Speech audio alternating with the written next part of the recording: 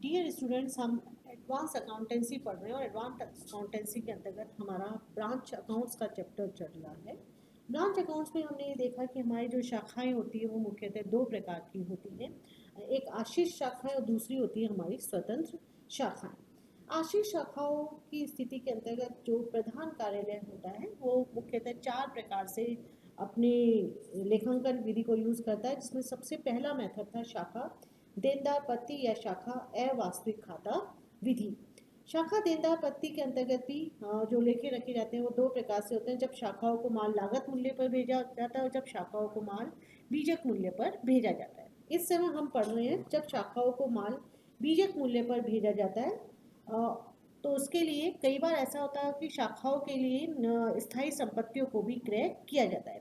यदि शाखा अपनी स्थायी संपत्तियां खुद क्रय करती हैं तो इसे शाखा खाते के हम डेबिट पक्ष में नहीं दिखाते हैं, केवल हम इसको क्रेडिट पक्ष में डेप्रिसिएशन घटाने के बाद दिखाते हैं। और यदि शाखा के लिए स्थायी संपत्तियां प्रधान कार्यालय के द्वारा की जाती हैं तो उस समय हम डेबिट और क्रेडिट दोनों साइड में इसको शो करके चलते हैं। तो अपन इसका एक एग्जाम्पल कर लेते हैं जिससे अपने को बिल्कुल क्लियर हो जाएगा कि यदि हम स्थायी संपत्तियों को परचेज किया जा रहा है तो उसका कैसे हम लेखांकन करेंगे। अंबा मिल की एक शाखा ग्वालियर में है। शाखा को माल लागत पर 25% जोड़कर भेजा जाता है। शाखा के द्वारा सभी प्राप्तियां प्रधान कार्यालय के स्थानीय बैंक खाते में जमा कर दी जाती हैं और प्रधान कार्यालय के द्वारा शाखा के संपूर्ण व्यय किए जाते हैं। कुछ हमारी सूचनाओं से प्रधान कार्यालय की पुस्तकों में हमें शाखा खाता बनाना है। Stock at commence of the year, मतलब ओपनिंग स्टॉक है हमारा, और debtors at commencement of the year, ये भी हमारे ओपनिंग डेटर्स हो गए। सेल्स इंक्लूडिंग क्रेडिट सेल्स है कि cash send to head office but receive by head office is ₹40,000, जबकि हमने टोटल भेजा था 45,000। तो ये जो 5,000 का डिफरेंस है ये कहलाएगा हमारा cash in transit. Typewriter purchase by the branch. अब ये जो टाइपराइटर परचेज किया गया है वो हेड ऑफिस ने परचेज नहीं किया है बल्कि ब्रांच ने परचेज किया है। तो इस स्थिति में हम इसको दोनों साइड शो नहीं करेंगे ब्रांच अकाउंट में, हम सिर्फ इसको क्रेडिट साइड में दिखाएंगे। क्रेडिट साइड में जब हम इसको शो करेंगे तो उसको सिर्फ डेप्रिसिएशन माइनस करके दिखाएंगे। Goods receive from head office, goods supplied by head office not receive so far, यानी कि ये भी रास्ते वाला हो गया। Goods in transit, expenses made by head office, petty expenses paid by the branch, cash remitted by head office for purchasing furniture, stock and end और debtors and end। अब सबसे पहले इसको बनाने से पहले हमें एक चीज नहीं दे रखी कि हमने डेटर्स से हमें कितना अमाउंट प्राप्त हुआ। तो हम एक मेमोरेंडम ब्रांच डेटर्स अकाउंट बना लेते हैं और एक मेमोरेंडम ब्रांच कैश अकाउंट बनाएंगे और साथ ही साथ हम बनाएंगे हमारा ब्रांच अकाउंट। तो Gwalior branch account, Gwalior branch account format उसी प्रकार से बनेगा जैसे अक्सर हम बनाते हैं, डेट, पर्टिकुलर्स एंड अमाउंट।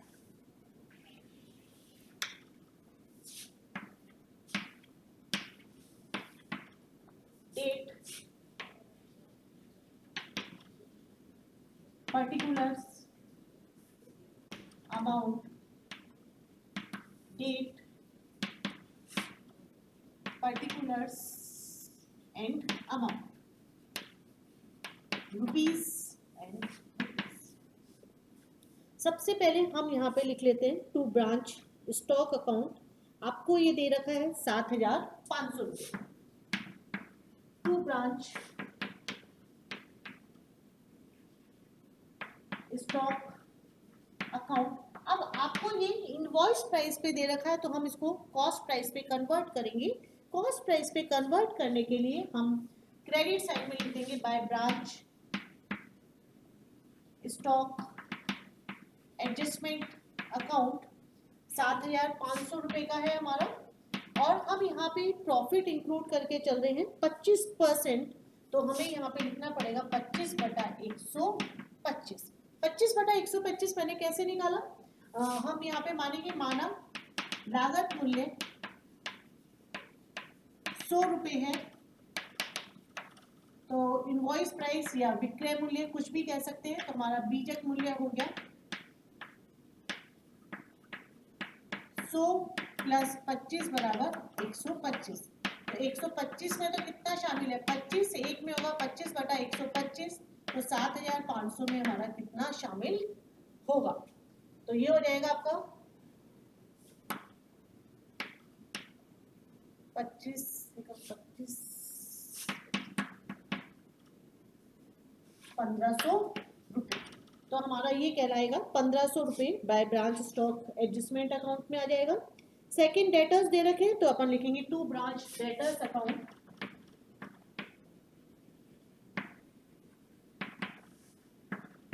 4200 रुपये। ब्रांच डेटर्स के बाद अपन लिखेंगे सेल्स इंक्लूडिंग क्रेडिट है 21,000 की, 53,400 दे रखा है, लेकिन हम यहाँ पे सेल्स को शो नहीं करते हैं तो अपन इसको नहीं लिखेंगे सेल्स को। लेकिन हम यहाँ पे एक ब्रांच डेटर्स अकाउंट और बना लेते हैं साथ में, branch debtors account opening balance लेकर आएंगे, टू बैलेंस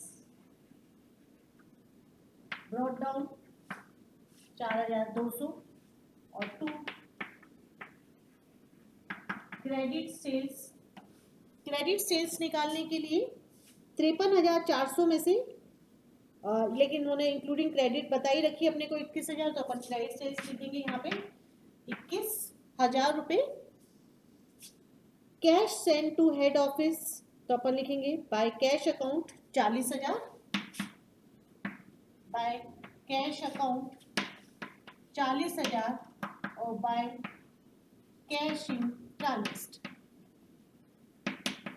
क्योंकि हमने 45,000 भेजा था जिसमें से उनको रिसीव हुआ है 40,000, तो यानी कि 5,000 रास्ते में हो गया, तो उसको हमें अलग से शो करना पड़ेगा 5,000।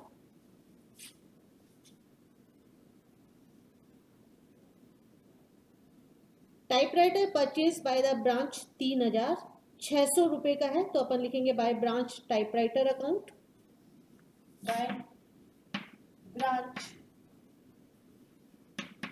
टाइपराइटर अकाउंट 3,600 रुपये। और टाइपराइटर पे हमें डेप्रिसिएशन चार्ज करना है 10%, 3,600 माइनस 360, तो आपका आ जाएगा ये 3,240 रुपये। Goods receive from head office से हमने रिसीव करा 54,600 रुपये, और इसके साथ ये कहते हैं goods supplied by head office not receive so far 5,400। उन्होंने 2 बार हमें भेजा, 54,600 रुपये का माल तो हमने प्राप्त कर लिया है, लेकिन हमने 5,400 रुपये का माल अभी तक प्राप्त नहीं किया है, तो यानी कि ये हो गया हमारा रास्ते में, लेकिन हमें टोटल करके दिखाना होता है। तो to goods send to branch account, to goods send to branch account 54,600 plus 5,400, total दिखाएंगे हम 60,000। लेकिन जो हम अपना एडजस्टमेंट दिखाएंगे वो दोनों का हमें अलग अलग दिखाना पड़ेगा। बाय गुड्स इन ट्रांजिट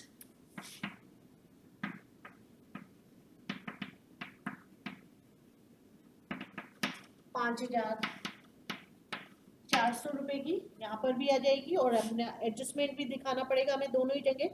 तो to goods in transit adjustment account,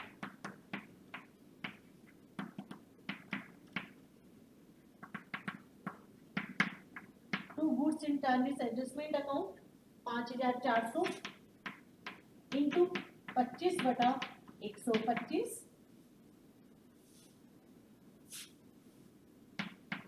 1,080 रुपये। अब इसी प्रकार से हम दिखाएंगे हमारा goods send to branch account का भी, by goods send to branch account adjustment account, by goods send to branch adjustment account. तो आपकी फिगर थी 60,000 इंटू 25/125, आपका ये आ जाएगा यहाँ पे 12,000 रुपये का। फिर है आपका next item, expenses made by head office 4,920 रुपये। तो अपन लिखेंगे टू कैश अकाउंट, ब्रैकेट में लिख दीजिए एक्सपेंसेस 4,920 रुपये। ये फिगर डायरेक्ट दे रखी है क्वेश्चन में, हमने उसको यूज किया। पेटी expenses paid by the branch 360 रुपये, हम इसको शो नहीं करेंगे क्योंकि जो हेड ऑफिस के द्वारा एक्सपेंसेस पे किए जाते हैं उसको ही हम ब्रांच अकाउंट में दिखाते हैं। यदि कोई भी हमारी ब्रांच जो पे कर देती है तो उसको नहीं दिखाते, लेकिन जब अपन अपना कैश अकाउंट बनाएंगे तो उस कैश अकाउंट में हम इस पेटी एक्सपेंसेस को शो करके चलेंगे। Cash remitted bye head office for purchasing furniture 3,900 रुपये। तो ये भी जो फर्नीचर परचेज किया गया वो ब्रांच के द्वारा ही फर्नीचर परचेज किया गया 3,900 रुपये का। तो आप लिखेंगे by branch furniture account, by branch furniture account, आपका है फिगर 3,900 रुपये का, जिसमें से डेप्रीशिएशन लगेगा 10%, 3,900 माइनस डेप्रीशिएशन हमारा 390 रुपये का, तो रिमेनिंग हमारी फिगर हो गई 3,510 रुपये। स्टॉक एंड 9,000 रुपये का दे रखा है, डेटर्स एंड है हमारे 5,400 रुपये की। तो हमने जब ओपनिंग स्टॉक लिखा था वो डेबिट साइड में लिखा था, तो क्लोजिंग स्टॉक आ जाएगा हमारा इधर। लेकिन उससे पहले हमें दो अकाउंट वो बना लेते हैं हम, ब्रांच डेटर्स अकाउंट, क्योंकि हमें क्वेश्चन में ये नहीं बता रखा कि हमने डेटर्स से कितना अमाउंट कलेक्ट किया था, तो उसके लिए हमें ब्रांच डेटर्स अकाउंट बनाना पड़ रहा है। तो आप लिखेंगे बाय बैलेंस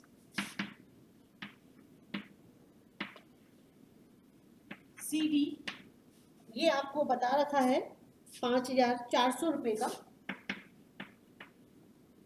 तो बाय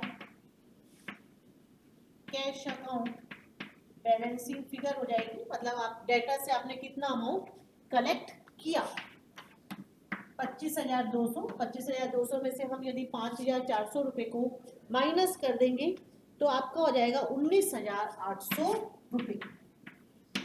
अब ये तो हुआ ब्रांच डेटर्स अकाउंट। हमें एक चीज और बनानी पड़ेगी, branch memorandum branch cash account बनाना पड़ेगा। मेमोरेंडम ब्रांच कैश अकाउंट और बनाते हैं अपन इसके साथ।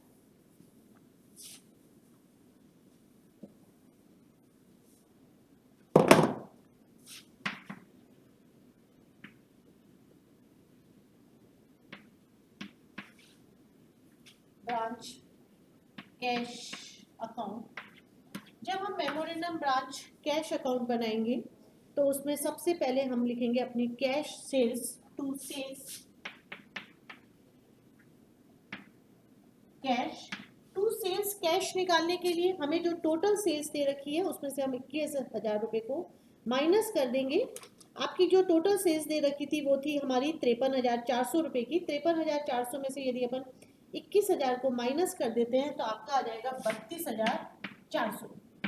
इसके अलावा यहाँ पे अपन लिखेंगे, आपने जब मेमोरेंडम कैश अकाउंट बनाया था तो मेमोरेंडम कैश अकाउंट में अपन ने लिखा था बाय कैश लिखा था, तो ये आ जाएगा यहाँ पे टू डेटर्स अकाउंट 19,800 रुपये, टू डेटर्स अकाउंट 19,800 रुपये। अब हमने जो जो ब्रांच में कैश हुए एक्सपेंस है उसको लिखते जाएंगे। तो बाय हेड ऑफिस 45,000, क्योंकि आपने हेड ऑफिस को बेचा था हमने, बाय हेड ऑफिस 45,000 रुपये हमने हेड ऑफिस को भेजे थे, 40,000 और 5,000 करके। तो बाय हेड ऑफिस 45,000।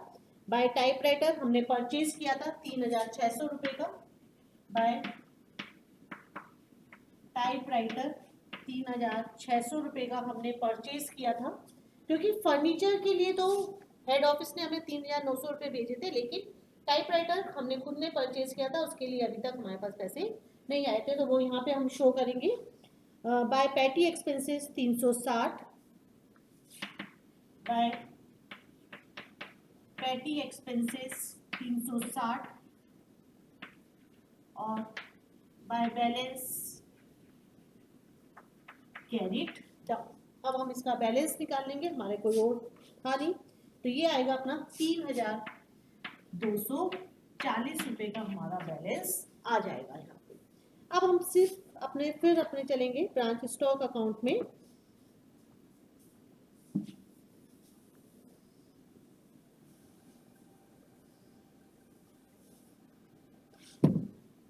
हमारा जो कैश का बैलेंस आया है उसको हम लिख देंगे by branch cash account 3,240 by branch debtors account, ये हमारा है क्लोजिंग बैलेंस डेटर्स का, वो आपको दे रखा था 5,400 रुपये। और by branch stock account, by branch stock account आपको क्वेश्चन में गिवन है 9,000 रुपये। अब ये भी हमारा इनवॉइस प्राइस पे है तो हम इसका भी एडजस्टमेंट करेंगे, तो to branch stock adjustment account, to branch stock adjustment account 9,000 into 25/125, तो ये हो जाएगा आपका 1,800 रुपये। अब हमने सारे आइटम्स लिख लिए हैं, अब हम इसके निकाल लेंगे to profit to general profit and loss account, to profit to general profit and loss account. यदि हम profit to general profit and loss account निकालेंगे तो पहले हमें क्रेडिट साइड का टोटल करना पड़ेगा, और यदि हम क्रेडिट साइड का टोटल करते हैं तो आपका आएगा 88,290 रुपये, और 88,290 में से डेबिट साइड के आइटम्स को यदि घटा दिया जाता है तो आपका प्रॉफिट आ जाएगा 4,890, और यहाँ पे भी लिख देंगे हम 88,290 रुपये। इस क्वेश्चन में दो ही बातें मेन है, वैसे तो जैसे अब तक अपनी प्रॉब्लम्स करते हैं उसी प्रकार से करना है। इनवॉइस प्राइस के लिए हमें स्टॉक, ओपनिंग स्टॉक लिखा, क्लोजिंग स्टॉक लिखा, या goods and to branch account लिखा, हम जितने भी आइटम्स लिखते जा रहे हैं उन सभी आइटम्स का हमें एडजस्टमेंट भी करना पड़ता है। जैसे डेबिट में जो आइटम लिखेंगे उसका क्रेडिट साइड में एडजस्टमेंट होगा, और क्रेडिट वाले आइटम का डेबिट साइड में हम एडजस्टमेंट करके चल रहे थे। लेकिन यदि हम कोई भी स्थायी संपत्ति को परचेज करते हैं और स्थायी संपत्ति को परचेज यदि ब्रांच के द्वारा किया जाता है तो उस स्थिति में हमें एक बात ध्यान रखनी है कि हम उसको सिर्फ क्रेडिट साइड में शो करेंगे, डेप्रिसिएशन लेस करके करेंगे। लेकिन यदि हेड ऑफिस के द्वारा खरीदी जाती है तो उस स्थिति में हम उसको डेबिट और क्रेडिट दोनों साइड में शो करके चलें। और यदि हम रास्ते में यदि हमारा कोई भी माल होता है तो उसको भी हमें डेबिट साइड में भी हम उसको ऐड करके दिखाते हैं और क्रेडिट साइड में भी हम उसको अलग से शो करते हैं। हाँ, और उसका भी जो हमें एडजस्टमेंट करना पड़ता है इनवॉइस प्राइस से कॉस्ट प्राइस में लाने के लिए, वो भी हमें दोनों साइड में करना पड़ेगा। Thank you.